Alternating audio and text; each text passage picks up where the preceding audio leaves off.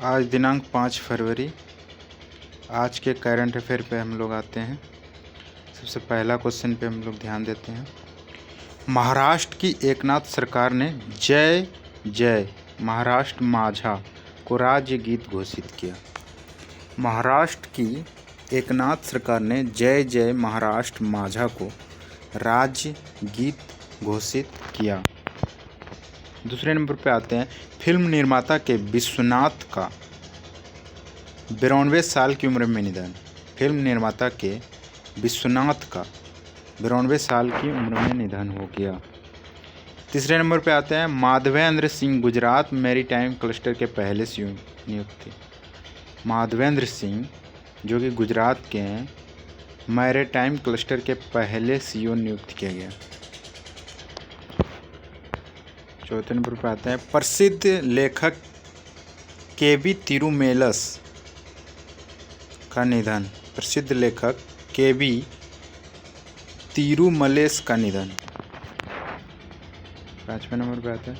मध्य प्रदेश की राजधानी भोपाल का इस्लाम नगर गांव अब जगदीशपुर कहलाएगा। मध्य प्रदेश की राजधानी भोपाल का इस्लाम नगर गांव जो है अब जगदीशपुर कहलाएगा। छठे नंबर पे आते हैं। दिल्ली में कर्तव्य पथ पर 74वें गणतंत्र दिवस परेड के अवसर पर उत्तराखंड की झांकी ने प्रथम पुरस्कार जीता है। दिल्ली में कर्तव्य पथ पर 74वें गणतंत्र दिवस परेड के अवसर पर उत्तराखंड की झांकी ने प्रथम पुरस्कार जीता है। सातवें नंबर पे आते हैं।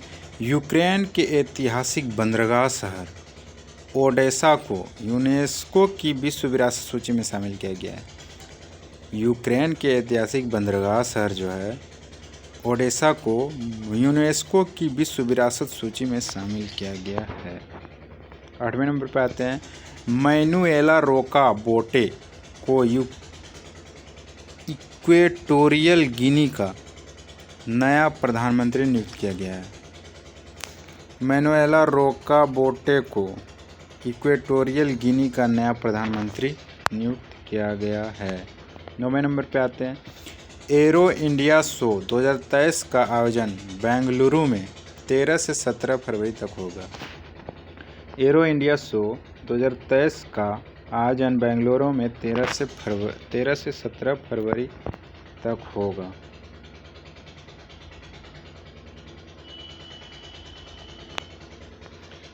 दसवें नंबर पे आते हैं। नाटो के पूर्व जनरल पेट्र पावेल चेक गणराज्य के नए राष्ट्रपति बने। नाटो के पूर्व जनरल पेट्र पावेल चेक गणराज्य के नए राष्ट्रपति बने। 11 नंबर पे आते हैं। डच खिलाड़ी अनीस गिरी ने टाटा स्टील मास्टर्स 2023 जीता। डच खिलाड़ी अनीस गिरी ने टाटा स्टील मास्टर्स 2023 जीता। 12 नंबर पे आते हैं। पूर्व ओपनर मुरली विजय ने अंतर्राष्ट्रीय क्रिकेट से संन्यास लिया। पूर्व ओपनर मुरली विजय ने अंतर्राष्ट्रीय क्रिकेट से संन्यास लिया। 13वें नंबर पर आते हैं। नरेश लाल वानी ने मध्य रेलवे के महाप्रबंधक के रूप में पदभार ग्रहण किया। नरेश लाल वानी ने मध्य रेलवे के महाप्रबंधक के रूप में पदभार ग्रहण किया। 14वें नंबर पर आते हैं। जर्मनी ने हॉकी विश्व कप 2023 के फाइनल में बेल्जियम को हराकर खिताब जीत लिया। जर्मनी ने हॉकी विश्व कप 2023 के फाइनल में बेल्जियम को हराकर खिताब जीत लिया। 15 नंबर पे आते हैं।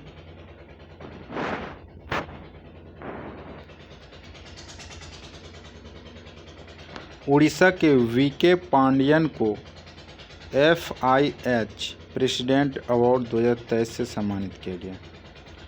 उड़ीसा के वीके पांडियन को FIH प्रेसिडेंट अवार्ड 2023 से सम्मानित किया गया। 16 नंबर पे आते हैं। Mains cricketer of the year. देखो इस बार जो है ICC अवार्ड्स 2022 किन्हें मिला है, क्या मिला है देखो। जैसे men's cricketer of the year Babar Azam Pakistan के, इन्हें men's cricketer of the year मिला है बाबर आजम को। Men's test cricketer of the year Ben Stoke को, जो कि इंग्लैंड के हैं। Men's test cricketer of the year Ben Stoke को मिला है। Men's one day cricketer of the year किसे मिला है? बाबर आजम को। Men's one day cricketer of the year. Men's T20 cricketer of the year Surya Kumar Yadav. Men's T20 cricketer of the year Surya Kumar Yadav को मिला है। Men's T20 cricketer of the year. Men's emerging cricketer of the year Marco Jansen को। Men's emerging cricketer of the year Marco Jansen को मिला है। Men's associate cricket of the year Gerhard Erasmus को मिला है। देखो गाइस, ये सब एक बार पढ़ लो, एक दो बार पढ़ लोगे तो याद हो जाएगा। Women's cricketer of the year Natalia Sciver को मिला है। Women's one day cricketer of the year Natalia Sciver को, इंग्लैंड के हैं। Women's T20 cricketer of the year Tahlia McGrath को, ऑस्ट्रेलिया के। Women's emerging cricketer of the year Renuka Singh को। Women's emerging cricketer of the year Renuka Singh को मिला है। Women's associate cricketer of the year Esha Oza को। Umpire of the year Richard Illingworth को। Speed of cricket Asif Shaikh को, जो कि नेपाल के। 17 नंबर पे आते हैं। ऑस्कर के लिए नॉमिनेट हुआ RRR का गाना नाटू नाटू। ऑस्कर के लिए नॉमिनेट हुआ RRR का गाना नाटू नाटू।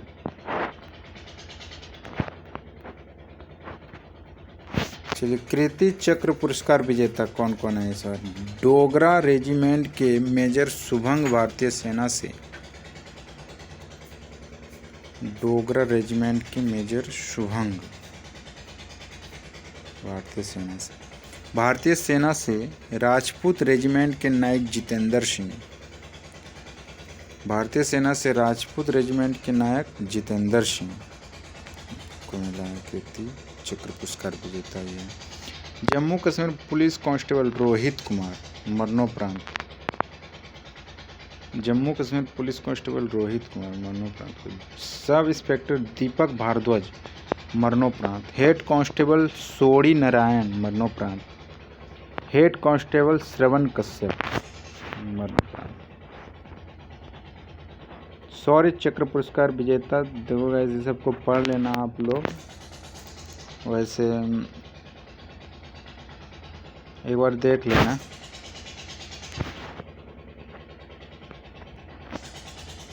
अजंता एलोरा फिल्म समारोह में नानेरा को मिला गोल्डन कैलाश पुरस्कार। अजंता एलोरा फिल्म समारोह में नानेरा को मिला गोल्डन कैलाश पुरस्कार। संस्थागत श्रेणी में उड़ीसा राज्य आपदा प्रबंधन प्राधिकरण और लुंगलेई फायर स्टेशन मिजोरम का चयन सुभाष चंद्र बोस आपदा प्रबंधन पुरस्कार 2023 के लिए किया गया है। मिजोरम का चयन किया गया है। संस्थागत श्रेणी में उड़ीसा राज्य आपदा प्रबंधन प्राधिकरण और लुंगलेई फायर स्टेशन मिजोरम का चयन सुभाष चंद्र बोस आपदा प्रबंधन पुरस्कार 2023 के लिए किया गया है। अमेरिका की आर बोनी गैब्रियल बनी मिस यूनिवर्स। 22 नंबर क्वेश्चन है ये। अमेरिका की आर बोनी गैब्रियल बनी मिस यूनिवर्स। 23 नंबर पे आते हैं। पूर्व PM मनमोहन सिंह को UK द्वारा लाइफ टाइम अचीवमेंट सम्मान से सम्मानित किया गया। यह मनमोहन सिंह, जो कि पूर्व PM को UK द्वारा लाइफ टाइम अचीवमेंट सम्मान से सम्मानित किया गया। 24वें नंबर पर आते हैं। R विष्णु प्रसाद को वर्ष 2022 के सबसे प्रतिष्ठित वैज्ञानिक सम्मान के तहत इंडियन अचीवर्स अवार्ड से सम्मानित किया गया। R विष्णु प्रसाद को वर्ष 2022 के सबसे प्रतिष्ठित वैज्ञानिक सम्मान के तहत इंडियन अचीवर्स अवार्ड से सम्मानित किया। 25 नंबर पे आते हैं, आधार पूनावाला डॉक्टर पतंगराव कदम पुरस्कार से सम्मानित। डॉक्टर पतंगराव कदम पुरस्कार से सम्मानित किया, किसे क्या किया? आधार पूनावाला को।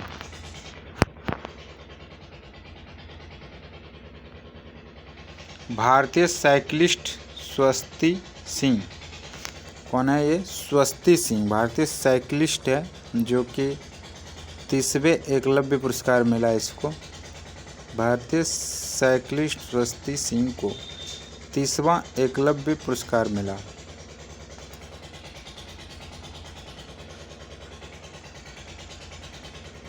ये हो गया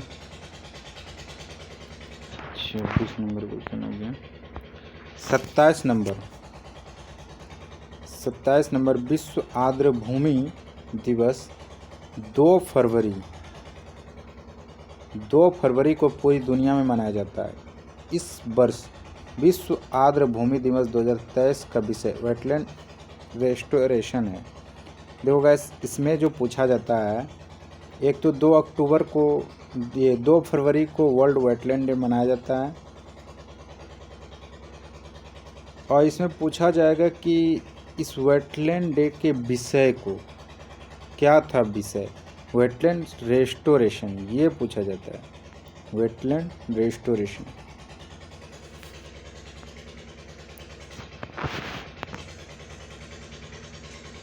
आर्थिक सर्वेक्षण की मुख्य बातें। चालू वित्त वर्ष की विकास दर 7% के मुकाबले देश की अर्थव्यवस्था 23-24 में 6.5 की दर से बढ़ेगी।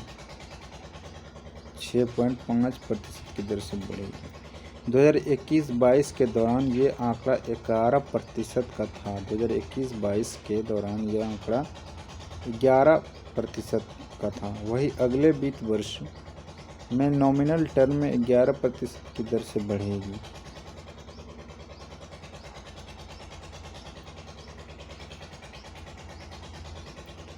विकास दर को नीची खपत, अधिक कैपेक्स, मजबूत कॉरपोरेट बैलेंस शीट, छोटे व्यवसायों द्वारा लोन की मांग और शहरों में मजदूरी की वापसी से सहारा मिल रहा है। कोरोना की चुनौतियों से देश उबर चुका है। अच्छा, रियल जीडीपी विकास दर 6 से 6.8% के आसपास रह सकता है। हालांकि इकोनॉमिक और राजनीतिक माहौल पर निर्भर करता है। अच्छा, रियल जीडीपी विकास दर 6 से 6.8% के आसपास रह सकता है, हालांकि इकोनॉमिक और राजनीतिक माहौल पर निर्भर करता है। चालू खाता घाटा बढ़ने की संभावना है। इस पीछे की वजह कमोडिटी की कीमत उच्च स्तर पर रहना है। इस कारण डॉलर के मुकाबले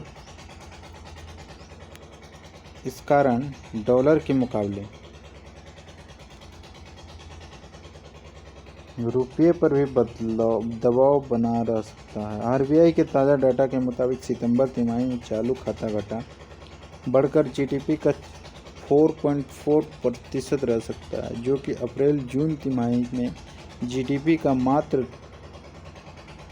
2.2% था। भारत के चालू खाता घाटा और विदेशी मुद्रा बाजार में हस्तक्षेप करने के लिए भारत के पास पर्याप्त विदेशी मुद्रा भंडार है। छोटे व्यवसायों के लिए लोन की मांग में जनवरी से नवंबर के बीच 30.5% की बढ़त देखने को मिली है। चालू वित्त वर्ष में सरकार की पूंजीगत व्यय 63.4% से बढ़ा है। सर्वे में बताया गया है कि महंगाई अधिक रहने के कारण ब्याज दरें उच्च स्तर पर रह सकती है। भारत दुनिया में सबसे तेज़ी से विकसित हो रही है, बड़ी अर्थव्यवस्था बना रहेगा। चालू वित्त वर्ष में जीडीपी का विकास दर 7%। चालू वित्त वर्ष में जीडीपी का विकास दर कितना होगा? 7% रहने का अनुमान है। पिछले वित्त वर्ष में देश की अर्थव्यवस्था 8.7% की दर से विकसित हुई थी। पिछली वित्त वर्ष में देश की अर्थव्यवस्था 8.7% के दर से विकसित हुई। महामारी के बाद भारत ने आर्थिक तौर पर आनुपातिक हिसाब से तेजी से रिकवर किया है क्या और आने वाले वर्षों में भी विकास मजबूत घरेलू मांग और कैपिटल इन्वेस्टमेंट के दम पर अच्छा रहने का अनुमान है। क्रय शक्ति समानता के मामले में भारत विश्व की तीसरी सबसे बड़ी अर्थव्यवस्था है। विनिमय दर के मामले में 5वीं सबसे बड़ी अर्थव्यवस्था है। विनिमय दर के मामला में अगर पूछेगा इस तो 5वीं सबसे बड़ी अर्थव्यवस्था भारत रहेगी और नहीं तो भारत विश्व की तीसरी सबसे बड़ी अर्थव्यवस्था है। अगर विनिमय दर के मामले में पूछा जाए तो 5वीं सबसे बड़ी अर्थव्यवस्था है।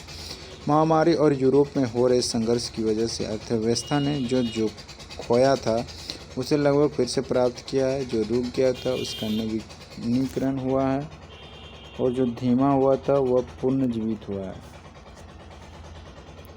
19 नंबर पे आते हैं। एयर मार्शल अमनप्रीत सिंह को वायुसेना के नए उप प्रमुख के रूप में नियुक्त किया गया है। एयर मार्शल अमनप्रीत सिंह को वायुसेना के नए उप प्रमुख के रूप में नियुक्त किया गया है। 30 नंबर पे आते हैं। प्यूमा इंडिया ने हरमनप्रीत कौर को ब्रांड एम्बेसडर बनाया। प्यूमा इंडिया ने हरमनप्रीत कौर को ब्रांड एम्बेसडर बनाया। मध्य प्रदेश के मुख्यमंत्री शिवराज सिंह चौहान ने नर्मदा जयंती के अवसर पर लाडली बहाना योजना को लागू करने की घोषणा की। लाडली बहाना योजना। मध्य प्रदेश के मुख्यमंत्री शिवराज सिंह चौहान ने नर्मदा जयंती के अवसर पर लाडली बहाना योजना को लागू करने की घोषणा की।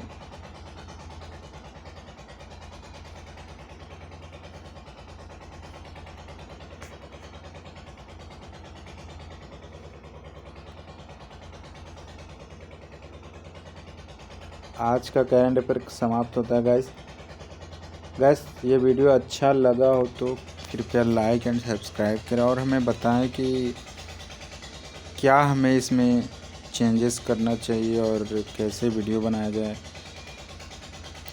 जो आप लोगों को अच्छा लगे। कहाँ पे क्या दिक्कतें आ रही है और इन्हें लाइक एंड सब्सक्राइब करें भाई।